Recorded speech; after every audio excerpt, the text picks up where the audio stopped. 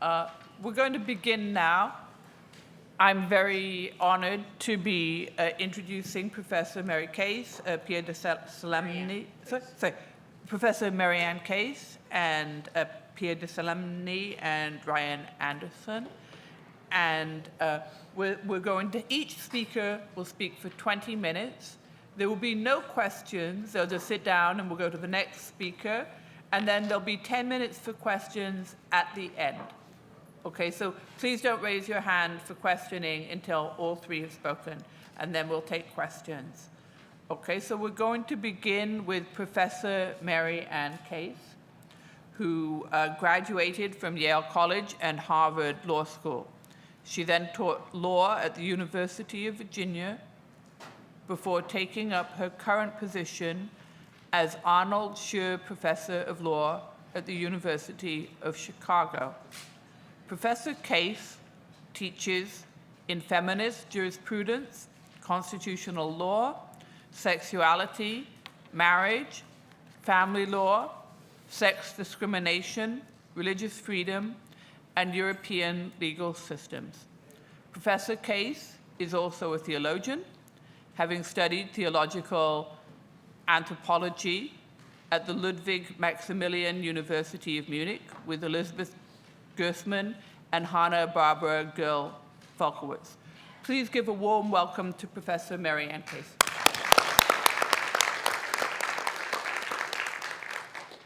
So I added the last bit to my biography to at least slightly credential myself. I have never been my ambition to be a peer-reviewed theologian, but I am now that several times over in a way that I'm not a peer-reviewed law professor.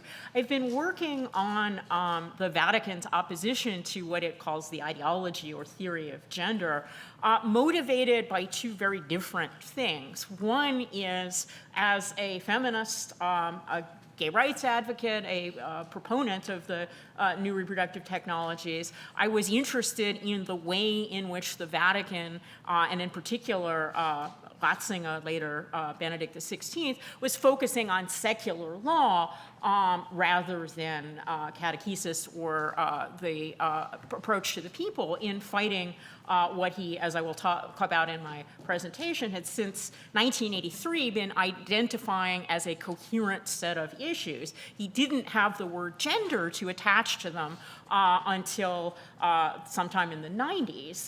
The normal date for starting the Vatican's war on the ideology of gender is usually seen to be either the Rio Conference or the Beijing Conference in 1995.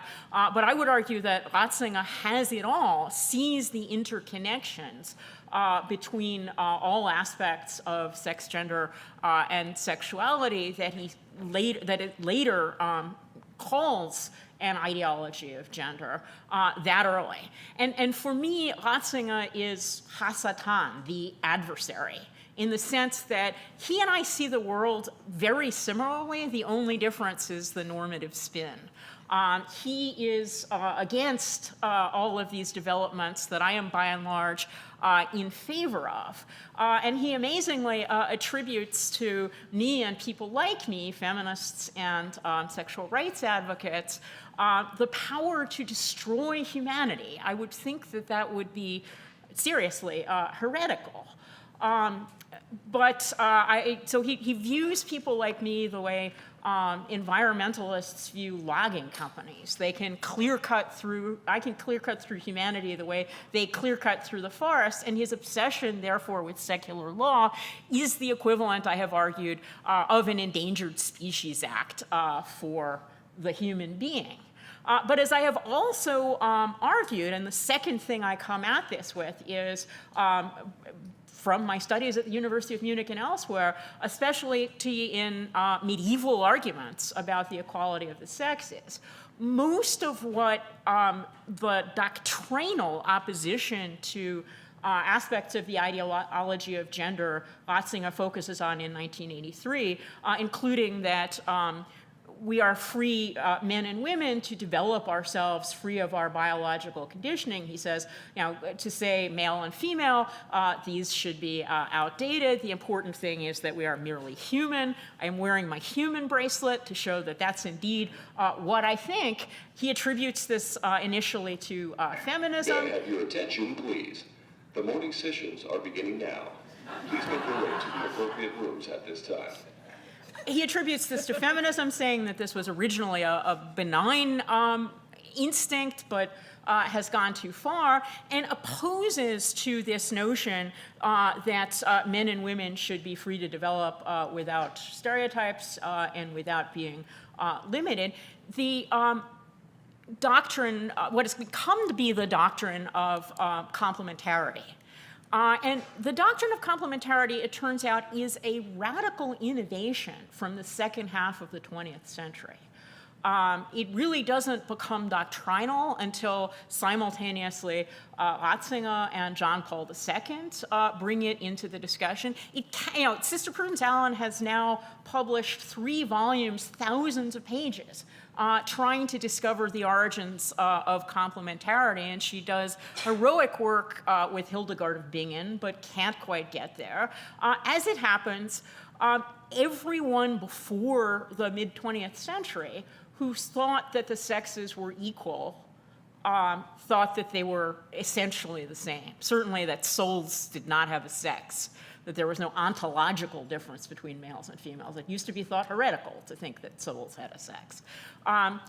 It also is the case that the canon law of marriage was, in the Middle Ages, completely equal between men and women. He owed her exactly what she owed him. The nuptial metaphor, out of which complementarity is said to spring, and lots of other things that I would set my face against as Hasatan to Ratzinger.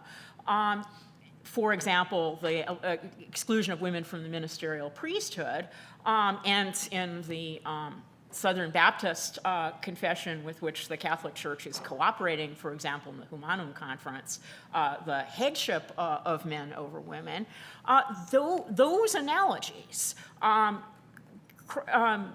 Yahweh to the people Israel, Christ to the church, the priest to the people, the husband to the wife, the first 3 are not Christian marriages. They're Jewish marriages. They're hierarchical, role-differentiated, and potentially polygamous. Christian marriage was not that until sometime after Trent, certainly, and in the 19th century, at least as a matter of canon law. What the preachers may have said in Sundays to wives and husbands is a different thing. So complementarity is this very new effort of the Catholic Church to square the circle between equality and difference. And it only embraced equality pretty much in the second half of the 20th century. And I've again argued in print that it's not fundamentally a theoretical concept that generated it. We should not look, as many do, to people like Dietrich von Hildebrand, who talks about Ergänzung and not Komplementarität. We should instead look to the mid-century popes who were worried about women in Italy now having voting rights, and talking about the way in which those voting rights should not compromise their feminine qualities and their vocation to motherhood. So I would argue, and my original proposal for this panel said that I would argue, since it was a since it was a conference about good and evil, that what the church has now denominated as evil, which is the ability to develop oneself as one wishes, and that male and female should not be determining characteristics, is new and arguably heretical, and that what the church, starting with Ratzinger and John Paul II, has now identified as evil, which it categorizes as the ideology of gender, is, at least in many of its central aspects, what the church had been teaching from the time of Galatians, which Ratzinger tries to reinterpret in his letter on the collaboration of men and women in the church and in the world, saying, well, as you know, it's in Christ there is no Jew nor Greek, no slave nor free, no male nor female. He says this does not eliminate the distinction between males and females. It eliminates the inequality, but it reinscribes the distinctions more than ever. Now, I'm a lawyer. I am trained to make words do what I want them to do. I cannot make those words do that, unless Ratzinger is also prepared to say, as I think he is not, that the distinction between slave and free should be inscribed more than ever after Galatians. So the church has been promising for decades now a better theology of the woman, including women's particular dignity. Now, particular dignity is a medieval concept. There was a dignity for each of the statuses. It's originally a notion that comes from secular hierarchies, like the dignity of a duke and the dignity of a count. And what I think we forget is that human dignity, too, used to be one of many dignities. And the principal dignity it has now become the only dignity. So I would go back to Pico della Mirandola, yes, investigated by the Inquisition, but cleared and therefore acceptable as orthodox. He wrote something called, that generally gets translated on the dignity of man. It's actually the dignity of the human being, homo, not vir. And he says that the dignity of the human being is exactly what Ratzinger says the feminists say that the dignity of women and man is, which is that the human being has the ability to rise and descend, to choose and find his own place. This distinguishes him or her from things with a fixed place, like the angels, like the beasts. I'd like the church to go back to its origins and realize that complementarity is a dangerous innovation, and particularly dangerous when it is inserted in secular law and not just taught to its people. So that was the paper I was originally going to give in very abbreviated form. But I thought I would take the occasion to get help from this audience about another aspect of my project. So now you heard the normative spin. You should know very clearly where I am coming from. A large part of my papers, including the papers I've written about the history of complementarity, are descriptive and in the nature of the history of ideas. And that's what I would like to spend the rest of my time on. And the paper I've called Transformations in the Vatican's War on Gender Ideology.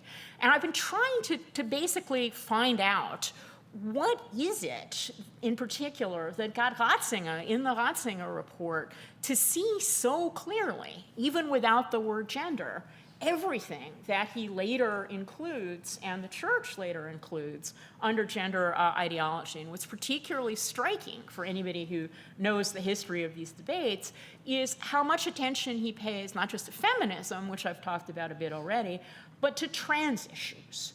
1983-84 is awfully early to be focused on trans issues. Well, it turns out that in 1978, the German Constitutional Court required the German legislature, which complied in 1980, to facilitate a trans person's change of name and sex.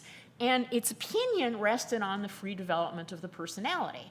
And you can see in that opinion much of what Ratzinger in the Ratzinger report and later in the collaboration of men and women worries about in terms of being free to shape oneself as one will. I also, in the written version of this paper, talk about what else was going on in popular German feminism at the time, and the books being written, the bestseller books being written by academics, but getting a lot of traction, included books making exactly the claim, again, that Ratzinger sets his face against, that characteristics social scientists call gender, that is to say, characteristics associated with being male or female, but not biologically determined by them, masculine and feminine characteristics rather than male and female characteristics, are the product of culture and education, not simply of nature.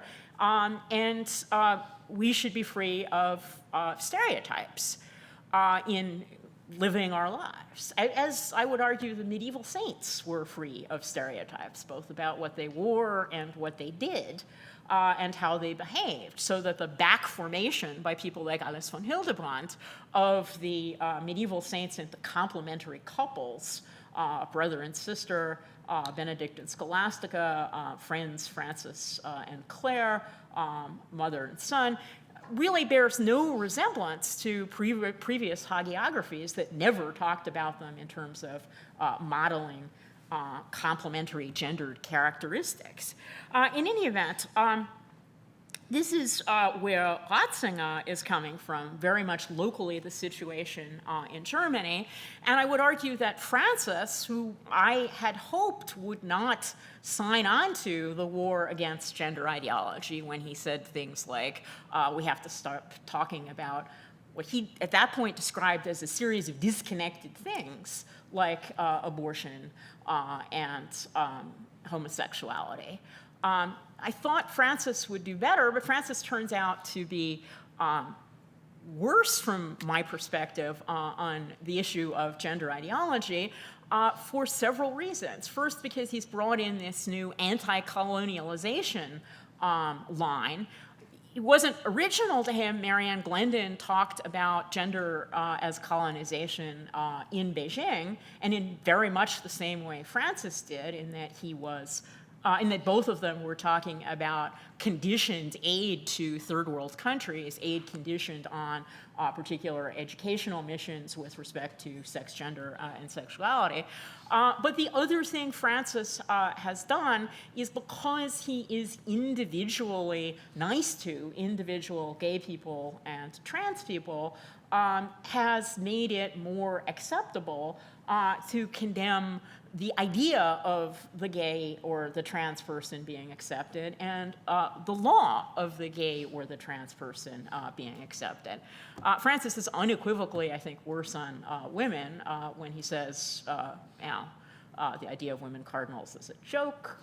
Again, I see no theological reasons, and neither did Elizabeth Schisler Fiorenza before she moved to general condemnation of a kyriarchical church, why the whole of the College of Cardinals couldn't be women. Indeed, that might be a way of living out complementarity. If really it is the case that men and women are different and each have their gifts to bring to the church, I can say as an outsider what women in the church can't say because it would be seen as an unseemly power grab. They should get their share of decision-making power. I've written about the Synod on the Family, where there were voting lay male members or non-ordained male members, but no voting women. And this is the Synod on the Family, and the family was, astonishingly enough, defined almost exclusively as the nuclear family of mother, father, and child, with most of the attention on husband and wife, nothing intergenerational. In any event, so Francis also says, why do women need more power in the church? As we know, most priests are under the thumb of their housekeepers. At that point, I sort of checked out on Francis with respect to feminism, said, pity that notwithstanding his good relations with powerful women throughout his life, he's still trapped in the world of machismo and Marianismo. But I then also started looking into his history with trans stuff, and discovered that he too might have been seriously influenced by what was going on in Argentina, which was, at the time he left for the papacy, and still today, among the most progressive countries in the world in terms of its recognition of trans people and their ability, without too many medical or legal complications, to change their legal sex. So I think this history has illuminated for me a whole lot of things that I otherwise found baffling. First, the early prominence of trans people, Second, what I really do think of as an obsession with secular law, with not saying it's important how you live your life as Catholics or even as humans, but it's important what the law tells you about how you may live your life, whether that's with respect to same-sex marriage, recognition of trans people, or anything else. Okay. Was that the 5-minute warning, or did I miss? Okay, the 5-minute warning. So one of the things that motivated me to change my topic from the one I gave you very briefly to one focusing much more on the trans issues is that it seems that, to me, that trans issues have brought the discourse of the ideology of gender to the United States for the first time. I was really surprised talking to a whole lot of very well-informed and politically active Catholics. I'll just name drop one, Robbie George, who was really clueless about the whole war on gender. For example, clueless about the lexicon of contested terms on gender, as recently as 5 or 10 years ago. But now, gender ideology has, from my perspective, for the first time, shown up in the language of the USCCB, in conferences such as the conference held by Catholic women this year. And my argument, and here's again where my legal training comes in, is that the reason why it took so long to come back to the United States is because in all of the rest of the countries, stereotyping in law was still legal. Whereas in the United States, Ruth Bader Ginsburg got there first. She's actually the one responsible for the words gender and sex being synonymous in US and other law written in English, because she was told by her secretary, you shouldn't use the word sex, sex, sex. That will make the judges think of porn theaters. Use the term gender, it's neutral. So both the women's studies version of gender, which is this is all potentially culturally conditioned, and Ruth Bader Ginsburg's version, which has gender and sex synonymous, not pulled apart, but also stands for the same notion that stereotypes and socialization produce a lot of the differences we may think of as natural. 1 minute? No, time. Okay. Those both are exactly the opposite of the Vatican's doctrine of complementarity and explains why they're focused on the word gender, but the rest of stereotypes were outlawed under US constitutional law, which says no fixed notions concerning the roles and abilities of males and females. Complementarity is a fixed notion concerning the roles and abilities of males and females. So only with respect to trans issues can people get the traction under US law to fight the fight that the Vatican wants more broadly to fight on the gender agenda. Thank you very much, Professor Mary Ann Case.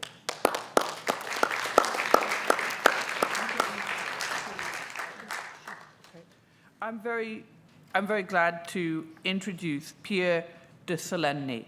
She is the Chancellor of the Diocese of Orange and the current theological consultant to the office of the Bishop of that diocese. She received her doctorate in sacred theology, summa cum laude, from the Pontifical University of the Holy Cross in Rome. When I first met Pia de Solenni at a conference on Fides et Ratio in Detroit in 2001, John Paul II had just awarded her the 2001 award of the Pontifical Academies for her doctoral work on Thomas Aquinas' view on women. There are not a lot of women at Thomas conferences, and half the people there thought I must be Pia de Solenni. So people kept saying to me, are you the woman who got that prize from John Paul II? And I had to say no. So I never forget this occasion.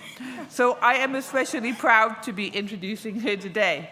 Dr. Solenni's work in the areas of women's health, bioethics, the new feminism, Catholicism, and culture has appeared in the Wall Street Journal, the Washington Post, the National Catholic Reporter, and National Review. Let's give a warm welcome to Pia de Solenni, who is not me.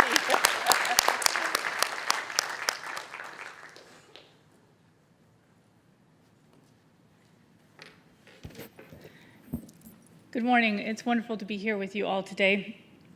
Today I want to I'm really offering more of a reflection. We can get into some of the more specifics in the Q&A. Just as based on my own research, I entitled my talk "The Battle of the Sexes," and you have to wonder about that because today is my 11th anniversary with my husband, Rory, who's here, so I'm not sure the Battle of the Sexes is the best thing to be talking about on your wedding anniversary. But here it goes. It's interesting to me that so many Christian writers and experts have commented over the years that one of the greatest problems of the past century and the present is that far too many people live as if they do not believe that the devil exists, and that evil and sin are not part of the human experience. But I would offer a different perspective on the same problem, namely that far too many of us do not experience the love of God and hence live as if he did not exist. At the same time, most of us are able to look at blatant atrocities, the Russian pogroms, the Holocaust, the work of far too many corrupt leaders, and we know that evil exists. Perhaps not a personal evil, but there's definitely something that most of us abhor in these situations. And then, of course, there are the various abortion, eugenics, and euthanasia campaigns which continue to be part of the human experience. Any quick survey of news headlines confirms that things are not as most of us think they should be. In fact, during the recent World Series, I found myself somewhat grateful that all of our eyes were glued to screens for something so innocuous as a baseball game instead of a massive tragedy. It's a nice change of events. Perhaps to underscore the problem that many Christians experts have addressed, namely the lack of the understanding of the problem of evil, it makes sense that we can easily identify that something is wrong, and yet we do not see the real need for conversion in ourselves.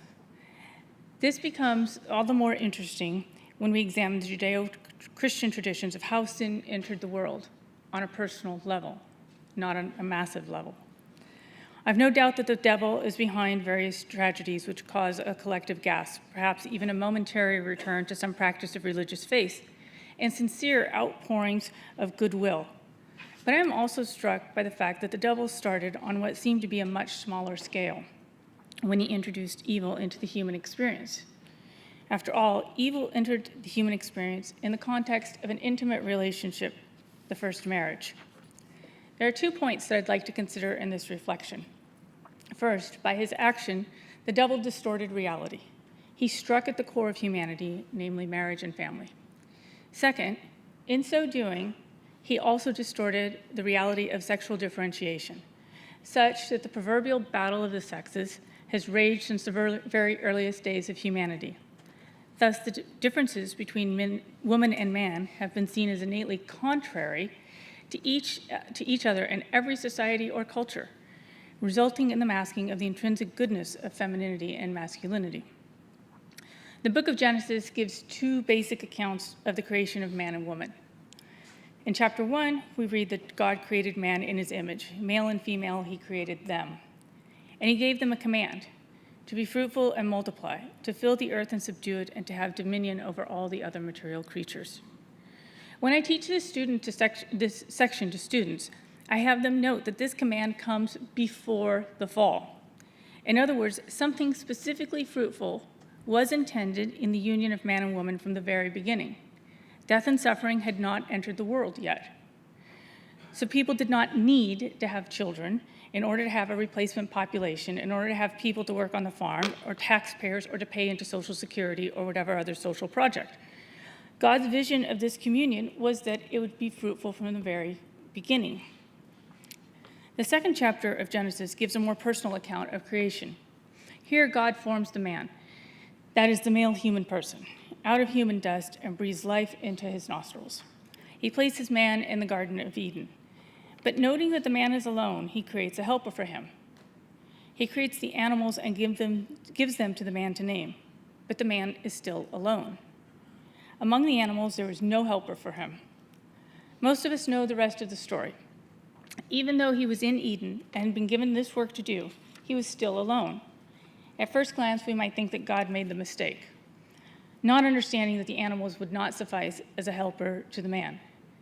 But given the creator-creature relationship, I'm more inclined to think that it was a type of pedagogy for humanity. St. John Paul II comments extensively on this in his Theology of the Body, when he notes that the man was alone despite being in this remarkable place created by God, The text also suggests that man was with God, and yet he still experienced solitude, aloneness. He did not appear to know God in a personal way. Something more was needed for man to not be alone and to achieve union with God. So the Lord God creates woman from the side of man. In the moment in which the man sees the woman before him, he exclaims, "This one at last is bone of my bones and flesh of my flesh. This one shall be called woman.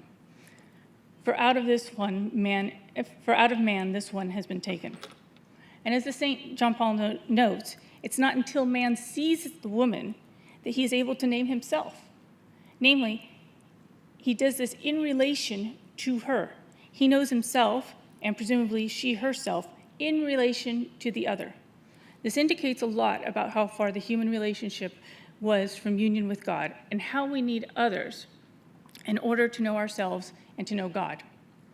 Pope Benedict, in his encyclical God is Love, notes that the next line in the Genesis narrative is a prophecy of sorts.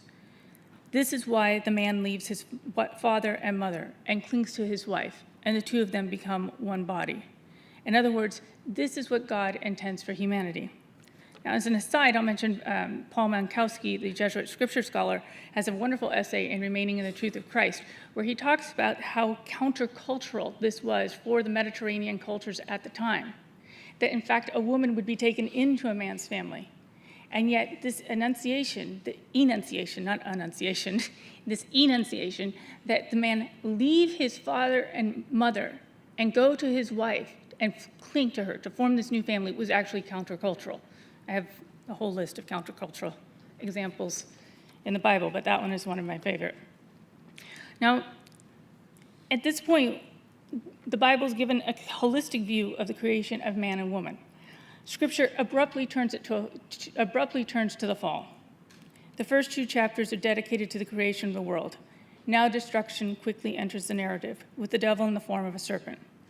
From later passages in Scripture, the retrospectives, if you will, we understand that the devil was a fallen angel, the most intelligent of them all, whose pride, that is his desire to be as God, caused him to turn from God to seek his own end, one of destruction and hatred. Remember, man and woman were created in the image of God, God who is love. So the devil had to be able to see the goodness from which he had definitively turned. I think he also understood something of the fecundity of God's love, having himself been created by God. He understood that on some level, and I think he still does, that the nature of love is to be fertile. After all, love is one thing that we can give that we don't lose anything of when we give it. If we give someone money, time, any material thing, we no longer have it. When we give love, however, we are able still to have love and to love, even if the love causes great suffering and pain. In other words, in this narrative, the devil didn't have to wait until there were lots of humans to wreak havoc on the world. In fact, he could be most effective by striking at the original man and woman. Just as they learned their humanity in relation to each other, starting with the conjugal relationship, and thereby learn unity and love with God. And the Second Vatican Council document, Light of the Nations, or Lumen Gentium, identifies this tradition of the family as the domestic church, explaining that parents are in fact the teachers of the faith, which should be taught by their word and example. I want to highlight that, their word and example. This concept of the domestic church has existed throughout the history of the Catholic Church. It points back again to this original unity that St. John Paul II identified in the second Genesis narrative. Now, despite what some parents might think of their offspring, no human being has entered the world knowing everything. Even the first man and woman created by God were not self-sufficient or self-contained. They needed each other.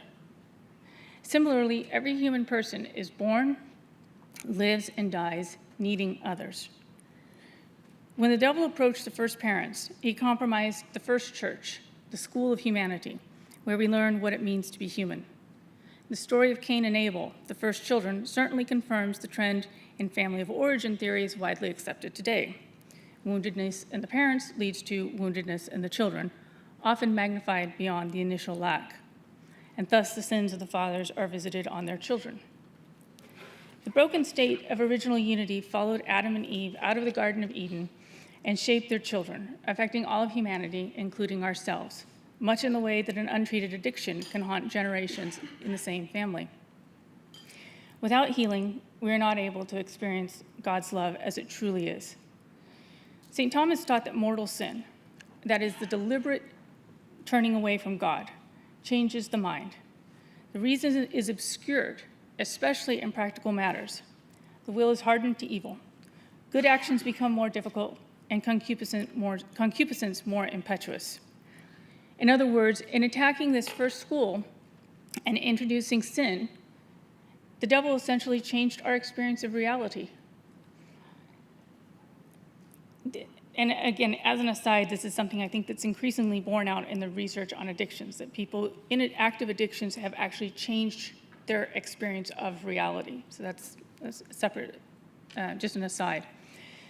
The finger pointing between the first man and the first woman snowballs into the lies that each person tells themselves, including the biggest lie of all, that they are not loved by God. This lie affects the mind so greatly that this becomes the dominant reality for us. We are unable to see God's reality, which is quite different. But the God who is love and who created woman and man in his image, that is, as people able to love, did not leave us abandoned to our bad choices. Pope Francis noted in his address at the Vigil for World Meetings of Family in September 2015 that after the fall, God, because of his great love, did not leave humanity alone. He said, "So great was his love that he began to walk with mankind. He began to walk alongside his people until the right time came, and then he gave the greatest demonstration of his love, his Son." And where did he send his Son? To a palace? To a city? To an office building? He sent him to a family. God came to the world in a family, and he could do this because that family was a family with a heart open to love, a family whose doors were open. So in other words, God restored the school of humanity to its original expression. Catholic tradition speaks a great deal about the new Adam and the new Eve represented in Christ and his mother Mary. But Pope Francis's words, along with the Catholic tradition of the family as domestic church, suggest that perhaps we should also be talking about the new family. The healing of the family begins specifically in a family, one with two parents who are healthy and able to receive the Son of God as their own. The conjugal communion has a ripple effect. It is the basis or foundation for the broader communion in the immediate family, and also in the Christian family. We learn that in the family, what it is to be human, how to relate to one another in family, how to relate to our larger family, in the mystical body of Christ, and ultimately union with God. In the family, differences, starting with male and female differences, can be seen as complementary instead of at odds. Remember, the differences existed before the fall. The tensions are a result of the fall. But all this depends on the love that exists between husband and wife. I've noted elsewhere that questions of power arise only in environments lacking love. In an atmosphere of authentic love, the participants are able to love wholly and freely. The need or desire for power arises when there is a lack of love. In many Judeo-Christian traditions, the Genesis narratives are even distorted to create an inequality between woman and man. But our reading so far gives no indication of this reality. The first narrative clearly states that they were both made in his image and likeness. In the second narrative, the term used in Hebrew to describe the word as helper is ezer neged. Now, helper has been reduced to somebody to fill the man's bed and keep his bed warm and keep his belly full. But every other time that this term, ezer neged, is used in the Old Testament, it signifies a type of divine assistance. So in the creation of woman, God was giving man, or mankind, a type of divine assistance in the form of an equal and different human being. Man and woman were created in love, for love, and to love. Their very creation shows us something about the nature of love. It must be shared with others. The devil's intervention interrupts the sharing of love. It interrupts the fruitfulness of love, thus teaching us something about our nature that is not true. Our most natural desire to seek love is human. The problem is that our understanding of love has become obfuscated, and we are not able to even to know what love is at times. Sometimes we love hot chocolate, we love alcohol, we love our work, we love a particular passion, a book, our work, whatever. We think that we are pursuing love only to wind up empty-handed and still alone. But the creation of the family was not simply so that humankind would get along and live without strife. Again, it was pedagogical. It was necessary for us in order to achieve union with God. Both the Gospels of Matthew and Luke recount the event when the Sadducees approached Jesus with a story of 7 brothers who had successively married the same woman as each husband died. They asked Jesus whose wife she would be at the resurrection. Jesus replies that they're completely in error, even to ask the question, since there's no marriage as we know it in heaven. Instead, he says that we will be like the angels. In other words, we will experience complete union with God. The fall necessitates that the divine pedagogy become even more explicit. God must become man, not only to restore that injustice that man had done to God, but to literally show us what it means to be human, which is to say, what it means to be made in the image and likeness of God. Pope Benedict in God is Love writes, "In the Church's liturgy, in her prayer, in the living community of believers, we experience the love of God. We perceive his presence, and we thus learn to recognize that presence in our daily lives. He has loved us first and continues to do so. We too then can respond with love. God does not demand of us a feeling which we ourselves are incapable of producing. He loves us. He makes us see and experience his love since he has loved us first. Love can blossom as a response within us." This love clearly demonstrated in the fulfillment of the spousal relationship between Christ and his bride, the church. The union between husband and wife, therefore, takes on an even greater significance. It points to the union between Christ and the church, between God and each soul. The end of the spiritual life, as St. Thomas Aquinas and many, many others have articulated, is that man unite himself to God by love. When the devil inserted himself between the first husband and wife, he not only damaged our natural experience of love, more importantly, our supernatural experience, the experience for which we were ultimately created. He knew this would not only cause strife between Cain and Abel, but all strife among mankind. And so long as that confusion determined the experience of reality for humanity, union with God would be impossible to achieve. Is this not the case when we witness human atrocities? One of the first questions that always demonstrates incredulity. How could this happen? The question itself belies that we see that things are not as they should be, that something is deeply wrong, that we were not created for such unhappiness. After all, we are always made in the image of God, even as we succumb to and rest in our greatest sins. Human nature, no matter how battered, remains the same. Like the father of the prodigal son, God can always recognize that we are his children. But we are most like the Father when we live the likeness that comes from love. St. John of the Cross writes, "God communicates himself most to the soul that has progressed furthest in love." In other words, loving on the natural level leads to loving on the supernatural level. From the very beginning, the creation narratives note that man was alone, even as he was with God, his creator. He needed the family to first know himself through the other, and she herself through him, so that they could understand the true nature of their Father, the Creator. In order to heal the wound of sin, God sends his Son to heal the family. Through the passion and death of Christ, through the sacraments of the church that he established, the original plan for the family and for each one of us begins to be restored.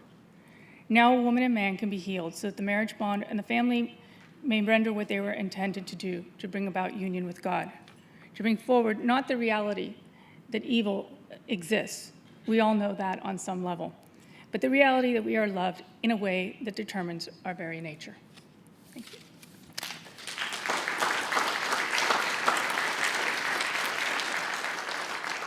Very much.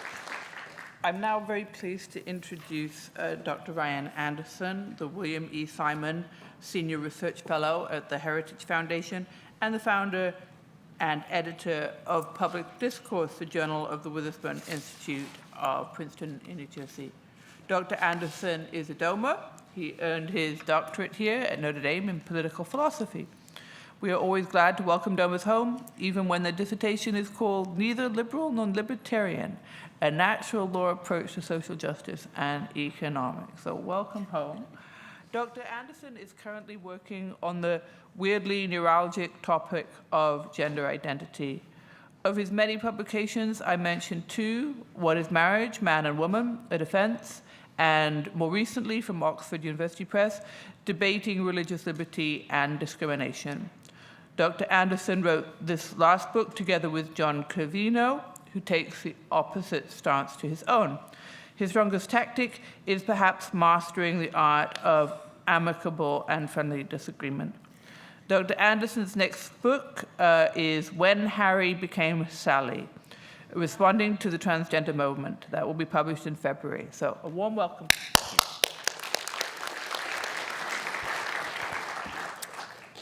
Thank you. America is in the midst of what's been called a transgender moment. Not long ago, most Americans had never heard of transgender identity. But within the space of a year, it became a cause claiming the mantle of civil rights. A discordant gender identity is said to represent who the person really is, by contrast with the sex assigned at birth. And therefore, any failure to accept and support a transgender identity amounts to bigotry. We are told that not treating people as the gender they claim to be is discriminatory. But is it true that a boy could be trapped in a girl's body? Is our sex merely assigned to us? Can modern medicine really reassign sex? What is the most loving and helpful response to the condition of gender dysphoria? Should our laws accept and enforce a subjective notion of gender identity? These shouldn't be difficult questions. In the late 1970s, Dr. Paul McHugh thought he had convinced the vast majority of medical professionals not to go along with bold claims about sex and gender that were being advanced by some of his colleagues. McHugh received a world-class education at Harvard College and at Harvard Medical School, and then as chair of psychiatry at Johns Hopkins Medical School and the psychiatrist-in-chief at Johns Hopkins Hospital, he put a stop to sex reassignment surgery at that facility back in 1979. Many other medical centers across the country followed that elite institution's lead. But recent years have seen a resurgence of these procedures, not in light of new scientific evidence, mind you, but under the pressure of ideology. And the people increasingly in the spotlight of the transgender moment are children. In 2007, Boston Children's Hospital, quote, became the first major program in the United States to focus on transgender children and adolescents, unquote, as its website brags. A decade later, more than 45 pediatric gender clinics have opened their doors to our nation's children. Parents are told that puberty blockers and cross-sex hormones may be the only way to prevent their child from committing suicide. Never mind that the best studies on gender dysphoria, the studies that even activists cite themselves, show that between 80 to 90% of children who express a discordant gender identity will come to identify with their bodily sex if natural development is allowed to proceed. Never mind that 41% of people who identify as transgender will attempt suicide at some point in their lives, compared to 4.6% of the general population. Never mind that people who have had sex reassignment surgery are 19 times more likely to die by suicide. These statistics should stop us in our tracks. They should be enough to halt the headlong rush into transitioning and prompt us to find more effective ways to prevent these tragic outcomes. Most of all, we should not be encouraging children to transition or making heroes and role models out of those who have done so. So in my forthcoming book, I argue that Dr. McHugh got it right, that the best biology, psychology, and philosophy all support an understanding of sex as a bodily reality and of gender as a social manifestation of bodily sex. Biology isn't bigotry. And so in that book, I strive to offer a nuanced vision of human embodiment, a balanced approach to the various public policy issues, but then also a sober and honest survey of the human costs of getting human nature wrong. And so in the 15 minutes that I have left this morning, I want to summarize some of the arguments of that book and highlight some of the contradictions within the transgender worldview. So let me start by saying a few things about what the transgender moment entails in terms of beliefs. Because people say we live in a postmodern age that has rejected metaphysics. But that's not quite right. We live in a postmodern age that promotes an alternative metaphysic. At the heart of the transgender moment are radical ideas about the human person. In particular, that people are what they claim to be, regardless of evidence. That a transgender boy is a boy, not a girl who identifies as a boy. It's understandable why activists make these claims. An argument about transgender identities will be much more persuasive if it concerns who someone is, not merely how someone identifies. And so the rhetoric of the transgender moment drips with ontological assertions. People are the gender they prefer to be. Transgender activists, they won't admit that this is a metaphysical claim. They don't want to talk about philosophical anthropology. They don't want to debate at the level of philosophy, so they dress it up as a scientific and medical claim. And they've co-opted many of the professional associations. So I want to read you a quote from a declaration that was made to the federal courts in North Carolina during the litigation over HB 2, the so-called bathroom bill in North Carolina. And the following quote is from Dr. Deanna Atkins, who's a professor at Duke University School of Medicine and the director of the Duke Center for Child and Adolescent Gender Care, which opened 2 years ago, which shows you how recently some of these elite centers are considering gender transition for children. This is what Dr. Atkins wrote to the court. From a medical perspective, the appropriate determinant of sex is gender identity. It is counter to medical science to use chromosomes, hormones, internal reproductive organs, external genitalia, or secondary sex characteristics to override gender identity for the purposes of classifying someone as male or female. End quote. I would have thought that chromosomes, hormones, internal reproductive organs, external genitalia, and secondary sex characteristics were medical science. But apparently those are now contrary to medical science to rely on or to point to any of those aspects of the human person if they run contrary to gender identity. This gender, the ontology, the metaphysics of the transgender moment then leads to the medicine of the transgender moment. So there's a four-part standard of care for children and adolescents who experience gender dysphoria. The first is social transition in childhood. So this can be as young as age 2 or 3. If a child is persistent, insistent, and consistent, that's the set of terms that is used, a child should be given a new name, a new wardrobe, new pronouns, access to new sex-specific facilities. So they should socially transition as a 2 or a 3-year-old. Second, as a child approaches puberty, they should be placed on puberty blockers to prevent them from going through puberty in the, quote, wrong body. So around age 8 or 9 or 10, a child would be delivered a drug that's entirely experimental. It was developed to prevent early onset puberty, what's known as precocious puberty, used to delay puberty until an age-appropriate time. Children now are being having their puberty indefinitely delayed through puberty blockers. Then, because now their puberty has been blocked and all of their classmates are developing their bodies, the argument is that as young now as age 14, originally it was age 16, the recommendations are now going down to age 14, they should be administered cross-sex hormones to initiate puberty in their correct body, the body according to their gender identity. So that a 14, 15, 16-year-old boy would be given estrogen to feminize his body. 14, 15, 16-year-old girl would be given testosterone to masculinize her body.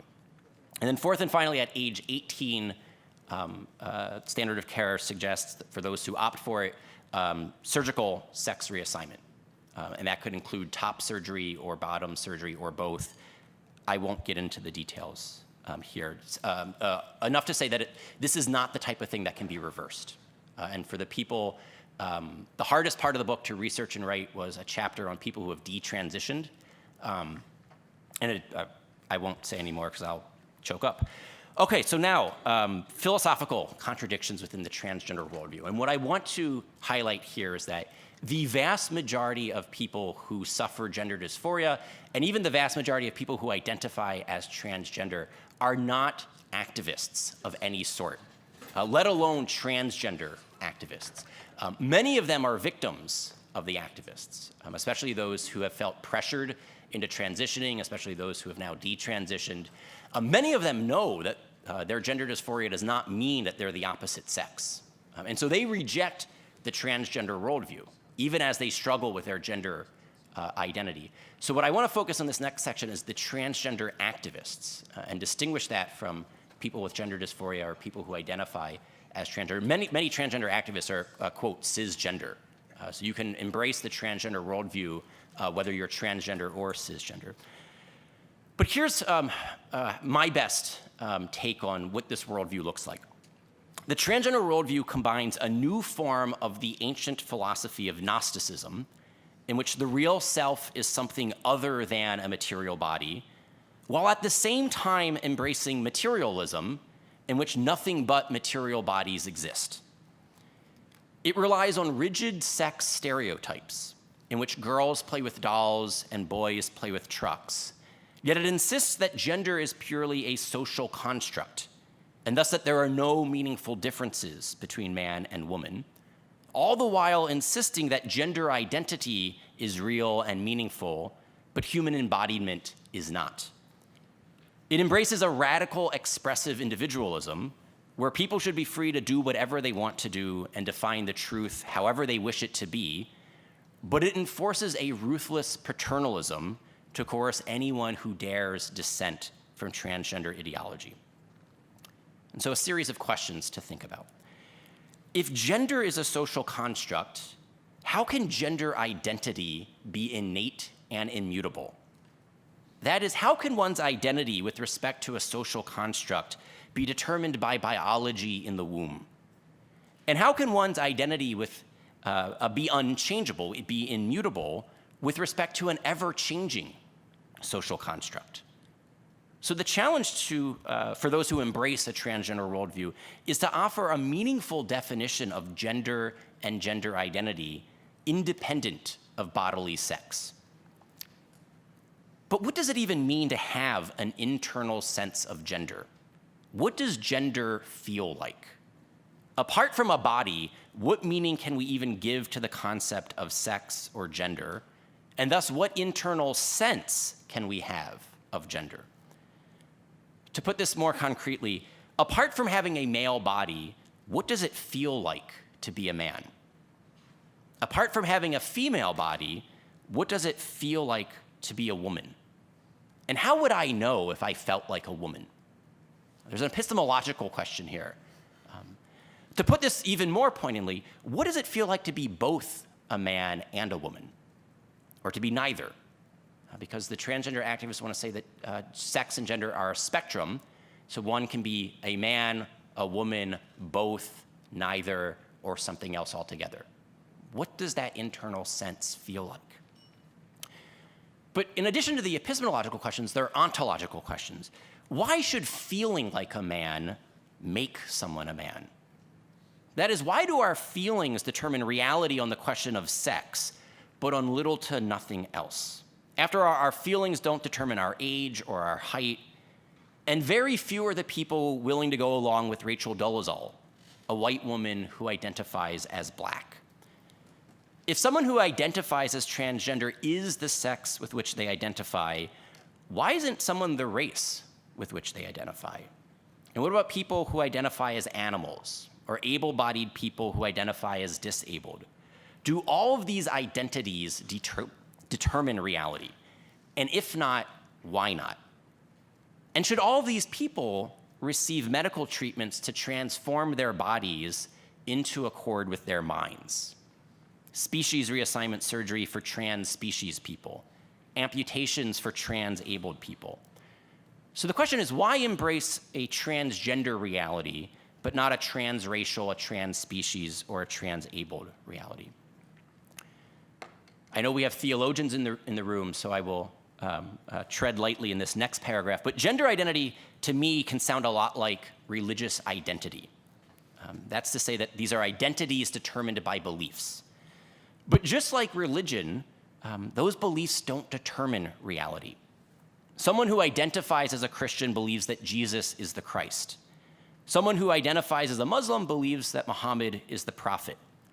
But Jesus either is or is not the Christ, and Muhammad either is or is not the prophet, regardless of what anyone happens to believe. And so, too, a person either is or is not a man, regardless of what anyone, including that person, happens to believe. The challenge for the transgender activist is to offer an argument for why transgender beliefs determine reality when none of our other beliefs determine reality. The entire point of education, the entire reason you're at this conference, is to conform your beliefs to reality, not to try to conform reality to your beliefs. The nature of education, the nature of formation, is for us to live in accordance with the truth, which means first, conforming our minds to the truth, and then second, conforming our actions to the truth. Why on this issue alone have we turned that upside down and reversed it? Do I have 5 minutes, is that right? You've got a couple of minutes. A couple of minutes. All right, so let me wrap up. I couldn't get your eye. It was, yes. All right, let me wrap up. I have a couple, probably 2 minutes now at this point, looking at the clock. All right, the basic argument here should be that sex is a biological bodily reality based upon the organization of an organism. Human beings are organized for certain purposes. Sex is the recognition of how a body is organized, where male and female are biologically complementary, and in fact, they're necessarily interconnected by definition and recognition. You can only know a male in relation to a female. This is why you don't have sex classifications apart from dimorphic species. Mammalian species are sexually dimorphic because male and female are interrelated and connected. No one is created a slave or created free. That is assigned at birth. Your status as free or slave is assigned at birth, whereas sex is something that is created from the very beginning. We are all created male or female. That then gives rise to how gender should be an expression of sex. So there's certain things that are different between men and women just at the level of the bodily, biological plane. Gender is how we then want to give meaning and expression to those differences. And so what I'll close with is just that we have to avoid two extremes. One extreme, which is what we have known most throughout human history, is a form of patriarchy, a form of rigid sex stereotypes that see men as better than women, and therefore artificially limits the roles and rights of women. The other extreme, which is what we've got out of second wave feminism, and which is now a dominant ideology, which I think Pope Francis and Pope Benedict and Pope John Paul II were responding to, is a form of feminism that is really androgyny, because it says equality actually means sameness. And so in the book, I point to several quotes from people like Simone de Beauvoir, where they say that stay-at-home moms should be illegal. You should not have the right to choose to stay at home, because too many women would choose to do that. And they see this as a limitation on people's freedom rather than as a perfection of someone's freedom, to choose to embrace a motherly role. And so they say that that choice shouldn't even be allowed. Simone de Beauvoir and others, Firestone, say that biological reproduction should be abolished, that it's a form of subjugation to have one member of the species bear the children for the other members of the species. And so they see assisted reproductive technology as a way of liberating women from their bodies. We've largely organized society on the assumption that the male body is the normal, typical, standard way of being human. It's an androgynous form. We have to avoid those two extremes, androgyny on the one side, rigid sex stereotypes on the other side, and actually say there are two complementary ways of being human. And our bodies aren't limits on our freedom. They actually give the substance and the direction to our freedom, so that they give content to our freedom, and so that we can perfect our freedom by choosing in accordance with our bodies. Thank you.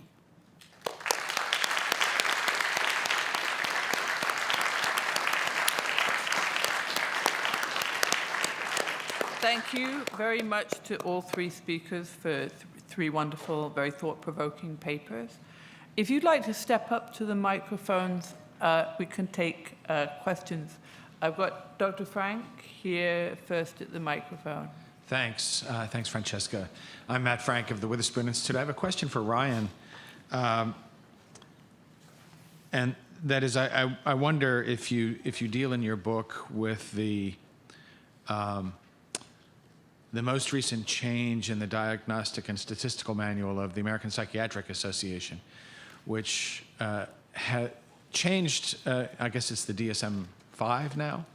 The edition 5 abandons the term gender identity disorder, which had been used in DSM-4, and adopts the language gender dysphoria, but then it peculiarly, I think, defines the dysphoria as a species of psychological distress or discomfort associated with the gender one has adopted. In other words, so the psychiatric profession, to the extent that DSM is official for them, the psychiatric profession officially now regards every person who has transitioned to gender identity opposite his or her biological sex, but who is happy in that transition state, as suffering no psychiatric condition worthy of their attention at all. So I wonder if you deal with that. So I discuss this in a chapter in the book about what the purpose of medicine is. And so it relies a lot on Leon Kass and Paul McHugh and others, and how medicine has gone from a profession which restores wholeness and restores health to one that the image that Leon Kass uses is a highly skilled hired syringe. And so this is in an essay where Kass is actually discussing assisted suicide, but it's the same basic idea where you have someone who's just a highly skilled technician who's willing to do whatever the customer wants, provided the price is right. And so you're gonna have a hired syringe or you're gonna have a hired gun, and that's what medicine, modern medicine looks like. And what McHugh and Dr. Kass and others point to is that initially what the profession of medicine was about was restoring bodily health. And so for mental health, there would have been norms. So it's not just if you identify as transgender and that causes you distress that you suffer from gender dysphoria, but if you identify as transgender, or if you don't identify as what you actually are, that itself used to be classified as the disorder. So as Dr. Frank points out, up until the new edition of the DSM, the condition was known as gender identity disorder.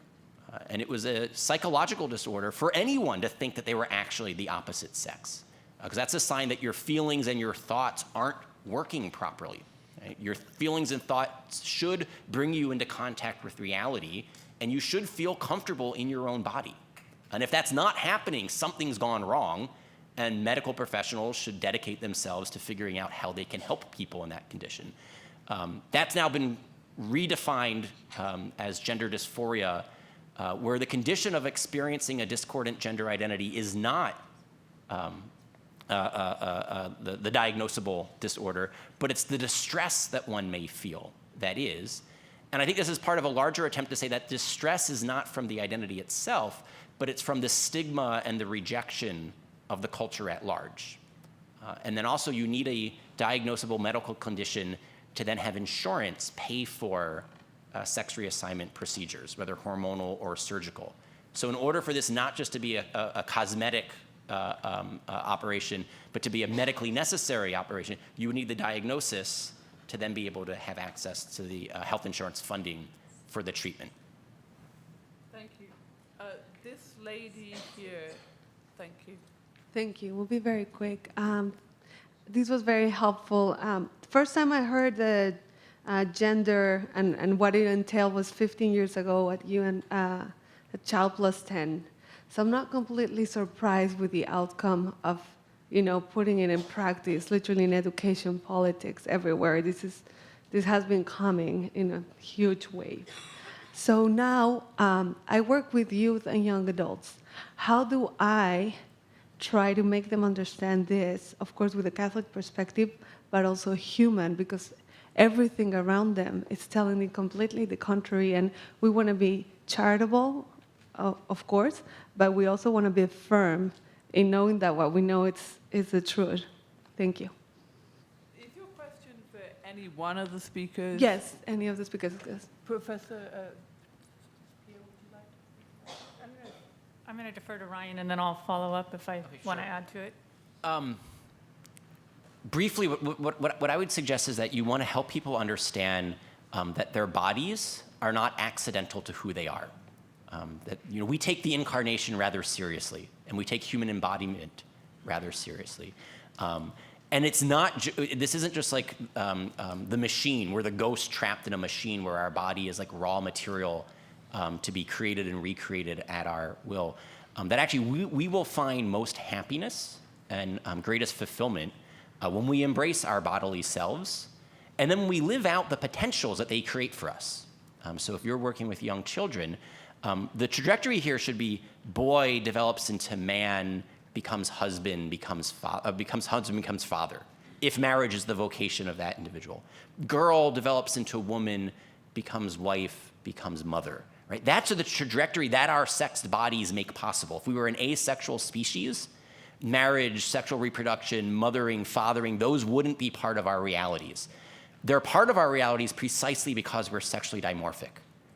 And so how we should understand what that creates for us, not as a limitation on our freedom, but actually the flowering and the perfection of our freedom, is that the boys and girls you're teaching should be preparing themselves to one day be husbands and wives, mothers and fathers, and that will be the flourishing, the perfection of their sexed identity, and it'll bring them happiness, not by trying to combat who they are, but by actually living in accordance with who they are. Thank you.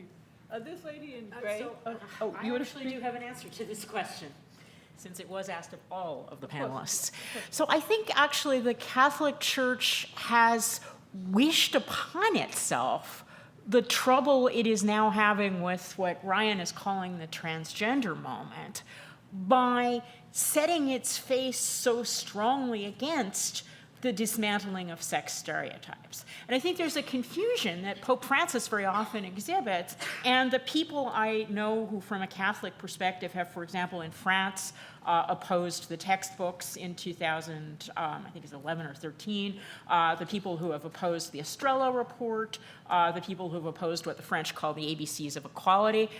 There's a difference between education that teaches children that they are not locked into rigid sex stereotypes, that they needn't, if they are girls, be deferential and always sweet. They can be, when the occasion calls for it, aggressive or ambitious. That is to say, those constellations of behaviors and attitudes that have been associated with masculinity and femininity in psychological studies and just in culture at large are not essentially and ontologically characteristics of people as male and female. They may be associated, but they are not determined.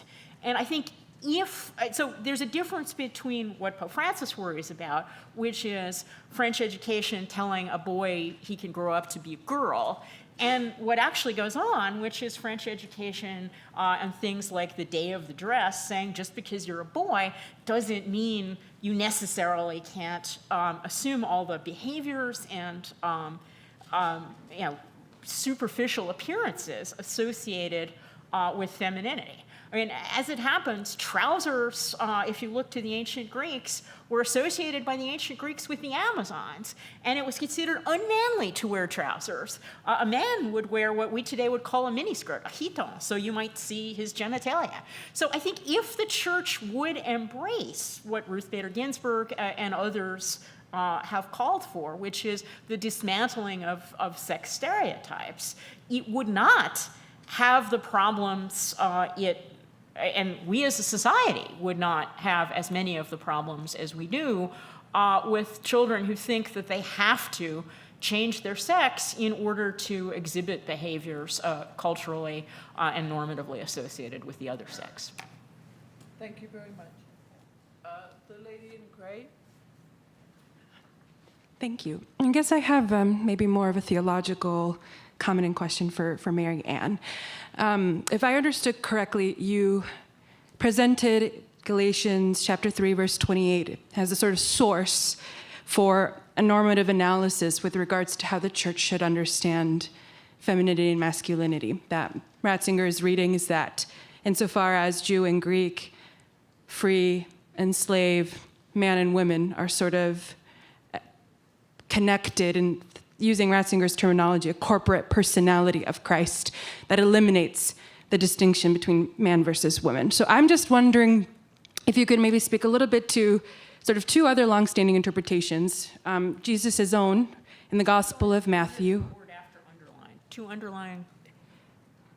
I'm just wondering if you could speak into maybe two separate lines of analysis. The first, with regards... You're going to have to keep the question short, because there's not going to be time for an answer unless you keep the question short. Okay, so if Galatians eliminates the distinction between man and woman, how do you understand Jesus' own call from nature to marriage in the Gospel of Matthew, and then Paul's own sort of spiritual interpretation of Christ as the new Adam and the church as the new Eve, requiring a sort of spiritual masculinity and spiritual femininity? Thank you. We've got the question. Okay, so first of all, I was not so much, although I could, relying on Galatians for my point, as I was saying that Ratzinger cannot, as far as I can see, rely on Galatians for his point, which is complementarity and the assertion, and I'm really quoting, that Galatians inscribes the difference between male and female more than ever. The three phrases are the term of legal art is in pari materia with one another, and whatever happens textually to one happens to all of them. He wouldn't say the differences are reinscribed between Jew or Greek or slave or free. That was my point with respect to Galatians. Now, marriage. Again, I think that there is, the Catholic Church has become far too enamored of the abstract nuptial metaphor when it is dealing with the concrete lives of human men and women. That was not always the case. So again, I said the medieval canon law of marriage was egalitarian in the extreme. It even took a scriptural verse that, because it is discussing a Jewish marriage, makes a distinction, which is what the same series of passages out of which John Paul II builds the whole theology of the body, which is the question about whether the Pharisees ask Jesus whether men can divorce their wives. To this day in Jewish law, it is only men who can divorce women, not the other way around, and for adultery, and other things these days. But the medieval church said, look, what's good for the gander is good for the goose. And yes, he says men, women, but we know that this applies equally to both sexes. So I will stress again that there is a difference between the nuptial metaphor, which generally relies on Jewish marriage, hierarchical, role differentiated, and Christian marriage, which is none of those things. I could say a lot more, but I'm mindful of time. Thank you, Professor Case. One more question, please. Quick, keep the question quick if you want a good answer. Thank you. Yes. My question is for Mary Ann. You mentioned a couple of times the importance of the freedom to shape one's life the way one will. And I was wondering how you would square that with the Catholic understanding of freedom, that God created us in his image and likeness, and that he created us for happiness with him, and that true freedom is allows us to live according to the way we were made to live. Thank you. I would square it the same way as, people from the dawn of Christian theologizing have squared it. That is to say, coming back to Pico, the human being who can shape himself as he will, or herself as she wills, is well advised to strive upwards. Will never be an angel, but should aspire to move upwards toward the angels rather than downwards toward the beasts. All I'm saying is that nothing in that freedom and the truth and divine purpose for that freedom is, as far as I can tell, limiting of men and women in their choices. So again, what I am fighting is what Ratzinger says, which is that It is necessary to get to the bottom of the demand that radical feminism draws from the widespread modern culture, namely the trivialization of sexual specificity that makes every role interchangeable. Male, female, these are questions that are now viewed as obsolete or senseless. If not racist, the answer of current conformism is foreseeable. Whether one is male or female has little interest for us. We are all simply humans. I think we are all simply humans. I think one of the mistakes of late 20th century Catholic theology, and I'll cite Inter Insignores in this regard, is that it disregards that. So I've owned, since Inter Insignores came down, the button promulgated by the St. John's International Alliance that says, ordain women or stop baptizing them.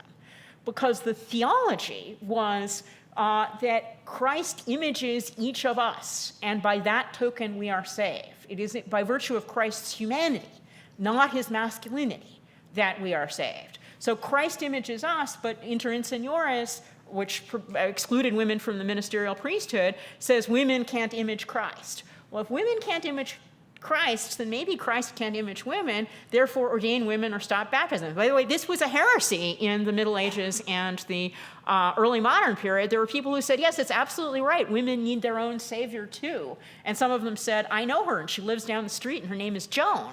But I think that that has always been heretical. The important thing for us is that we are human, and as human, we have a destiny and a truth as you've described. As human, not necessarily as male rigidly and as female rigidly.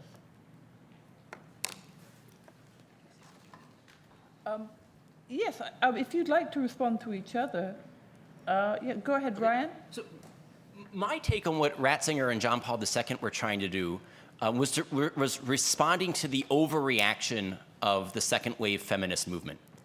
What they saw, they agreed that we should get rid of sex stereotypes.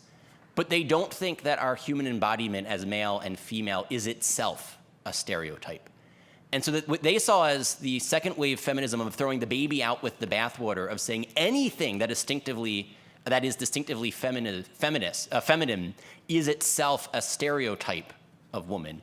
They want to reject that on the one hand. So they want to reject androgyny on the one hand, while also rejecting rigid sex stereotypes on the other hand, and say that there actually is something to being a woman and something to being a man. These aren't entirely interchangeable identities because they're not entirely interchangeable bodies. And in particular, it's going to be with vocation to motherhood. So some of the most prominent second wave feminists say that women will only be free when they're liberated from their wombs. And Benedict and John Paul II say that's not true. That we actually have to structure society in a way in which the male body is not the prototypical body. That there are two different ways of being human, and we have to respect both of those ways of being human. That's how I understand what their project is. Okay, so if that is their project, and I would dispute that, they've done a very bad job of communicating that project to the people who are implementing it. Because again, in the French objection led by the Catholic Church, against the educational textbooks in 2013, they started what later became a banner that the Manif pour tous, the French, again, largely Catholic opponents of same-sex marriage, marched under. Their banner, and look it up, you can see it, is "Pas touche à nos stéréotypes," do not touch our stereotypes. So they embrace those stereotypes. And again, when people like John Paul II say that there are ontological differences, that souls have a sex, they are going way beyond what prior theologians have suggested. And to suggest that motherhood and a womb is the destiny of every woman is very odd for the Catholic Church that has valorized virginity. I mean, it's nice that the Catholic Church now sees the married life and motherhood, physical motherhood, as equivalently of value to virginity, but that's not been the Catholic Church's view all throughout, and it's still the Catholic Church's view. The Catholic Church is not the quiverful movement. It does not demand of every person that he or she marry or reproduce. Okay, I think that Pia de Solenni would like to respond to Professor Case. I just wanted to add just two things. I think the reading of Inter and Seniors is that you're offering is somewhat limited because it's one, priesthood is one imaging of Christ. And I think where we need to be challenged as a church is to talk about the many ways in which we can image Christ. And one of my greatest frustrations as a feminist, I would add, is that we always talk, when we talk about the role of women in the church, we talk about a vocation, a role that less than 1% of all men even relate to. So I would like to see that conversation broaden. I think that that's what John Paul II was trying to do. Benedict, as Ratzinger, he said women have a role in every aspect of society. Francis has said, let's move the ball forward with the theology of women. I don't think the work has been done yet, and it needs to be done. And then secondly, I would just clarify, I've studied St. John Paul II extensively, and I don't know of any case in which he said that souls have sex. The sex is in the body, and the human person is the union of body and soul. Now that sexually differentiated body does inform a soul, but that doesn't attribute sex to the soul. And this debate is continuing amongst Catholic theologians, but that is not something that John Paul II taught. So I just want to clarify these two elements, because I think it's important that we clarify the things that we're talking about so that we can come to a greater understanding. Thank you very much. Would you like to respond, Professor Case, or should I wrap it up here? I will simply say I don't agree. So I mean, yes, it would be. Yes, it is possible that there are different roles in the church, but complementarity should suggest that the decision-making in the church, for example, above all, the decision-making about the family, viz. The recent synod in the family, should be shared between men and women. I mean, even in the Middle Ages, there was this notion that, the whole church could be wrong and one woman could be right, and that would be enough because she was a member of the church. But, we've been hearing about a new theology of the woman. I mean, I find that problematic enough. Not women, but the woman is coming. It interestingly has not come in the thousands of years there has been a church, and it has in particular not come in the several decades for which it has been promised as necessary, beginning with John Paul II and Ratzinger and now Francis. All of them would agree that it is yet to come. Well, let's see it, for heaven's sakes. And I do mean for heaven's sakes. There are other, even if you don't want to argue theologically for the ordination of women, why not put women in more decision-making roles in the church? Why not make them heads of dicasteries? Why not make them cardinals? We're moving that way. I'm the chancellor of the Diocese of Orange. There are many women chancellors. I hold the highest lay position in the entire diocese. That I think says it all. I congratulate you on your position. No, but there are many in the United States. There are many. I will agree with you that there is work to be done, but I think that we should give credit for the work that has been done.